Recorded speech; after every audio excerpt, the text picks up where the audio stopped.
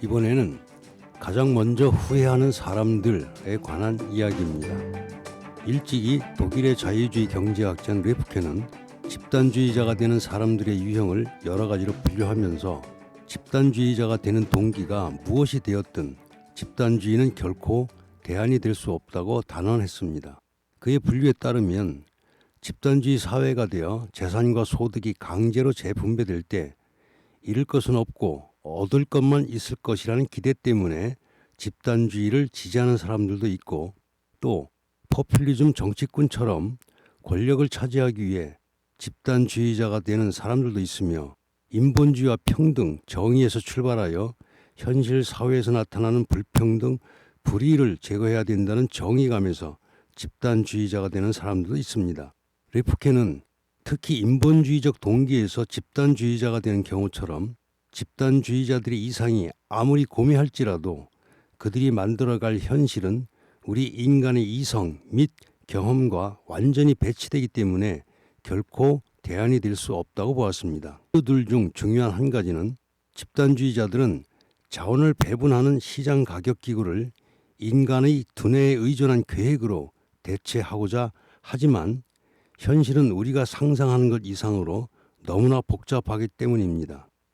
집단주의자들은 지식과 정보의 문제를 절대로 해결할 수 없으며 경쟁을 배격하고 동기를 유발하는 메커니즘도 크게 약화시켜버립니다. 이로 인해 집단주의 경제에서는 계획과 실제 성과 간의 간극이 필연적으로 나타날 수밖에 없으며, 이를 좁히기 위해 강압적인 정치 권력이 등장하지 않을 수 없습니다.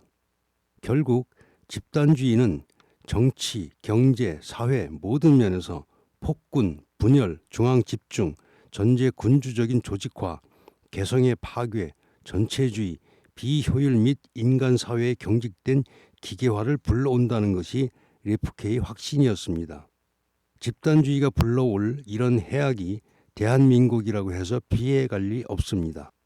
안타깝게도 현 정부와 여당의 주요 인물들의 사고는 집단주의적입니다. 이들은 작은 정부, 큰 시장이 아니라 큰 정부, 작은 시장을 지향합니다. 이들은 개인과 시장의 자유로운 활동보다는 정부의 규제와 통제를 신뢰합니다. 또 개인의 자유보다는 집단의 이익을 앞세웁니다. 모두가 개인주의, 자유주의가 아닌 집단주의가 보이는 특성입니다.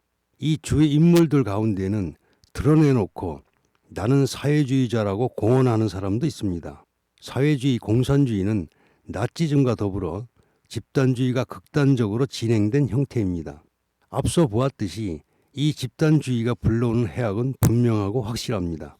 그런데 이와 관련해서 최근 흥미로운 일들이 벌어지고 있습니다. 이제껏 현 정부와 여당을 지지하고 혹은 적극적으로 같이 활동을 하던 사람들 가운데 일부가 정부와 여당의 등을 돌리고 비판에 나선 것입니다.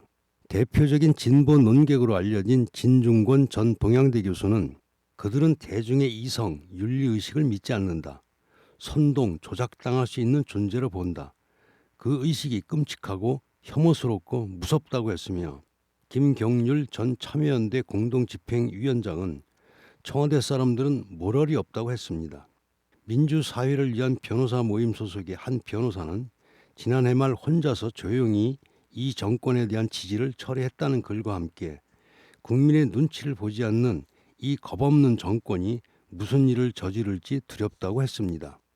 밀턴 프리드만은 정부 권력의 확대 등이 대부분 선한 의도를 가진 사람들에 의해 주도되지만 그 때문에 그들은 그것이 잘못된 길이었다는 것을 가장 먼저 후회하는 사람들이 된다고 했습니다.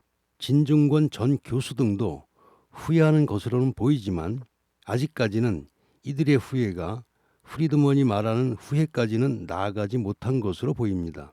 왜냐하면 이들은 자신들이 추구했던 길이 여전히 유효하며 현재 나타나고 있는 잘못된 행태나 부정적 현상들은 잘못된 사람의 문제라고 여기고 있기 때문입니다. 이것이 사람의 문제가 아니라 잘못된 길의 문제, 집단주의의 문제라는 것을 인식하고 후회할 때 비로소 프리드먼이 말하는 후회가 될 것입니다. 집단주의의 해악이 본격적으로 드러나기 시작한 지금 선한 의도를 갖고 주도했지만 그것이 잘못된 길이었음을 가장 먼저 후회하는 사람들이 곧 등장하지 않을까 기대해 봅니다. 자유주의와 시장경제의 중심 자유기업원